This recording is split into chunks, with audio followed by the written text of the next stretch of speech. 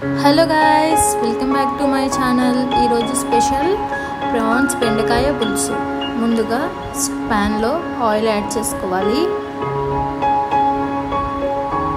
Oil heat అయిన తర్వాత సన్నగా కట్ చేసుకున్న ఆనియన్స్ని 1 కప్ యాడ్ చేసుకోవాలి. ఆనియన్స్ని ఆయిల్లో బాగా మగ్గించుకోవాలి.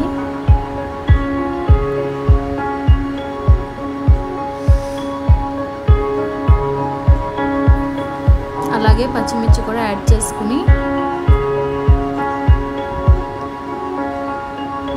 మగ్గిన తర్వాత 1 స్పూన్ పసుపు, 2 స్పూన్లు ఉప్పు వేసుకుని ఆయిల్ సెపరేట్ అయ్యేంత వరకు బాగా ఫ్రై చేసుకోవాలి.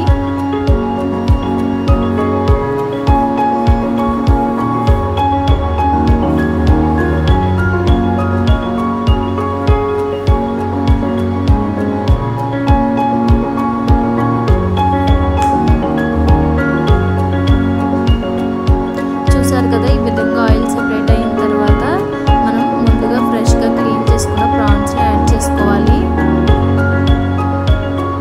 ప్రాన్స్ యాడ్ చేసుకున్న తర్వాత ఒకసారి బాగా మిక్స్ చేసుకుని మూత పెట్టుకుని లో ఫ్లేమ్లో 10 నిమిషాలు మగ్గించుకోవాలి.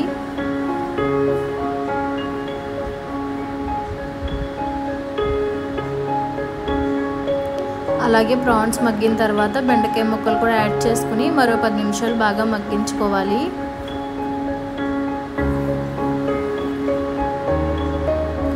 ప్రాన్స్ బెండకాయ ముక్కలు మగ్గిన తర్వాత 3 స్పూన్స్ చిల్లీ పౌడర్ యాడ్ చేసుకుని ఒకసారి బాగా మిక్స్ చేసుకుని మగ్గించుకోవాలి.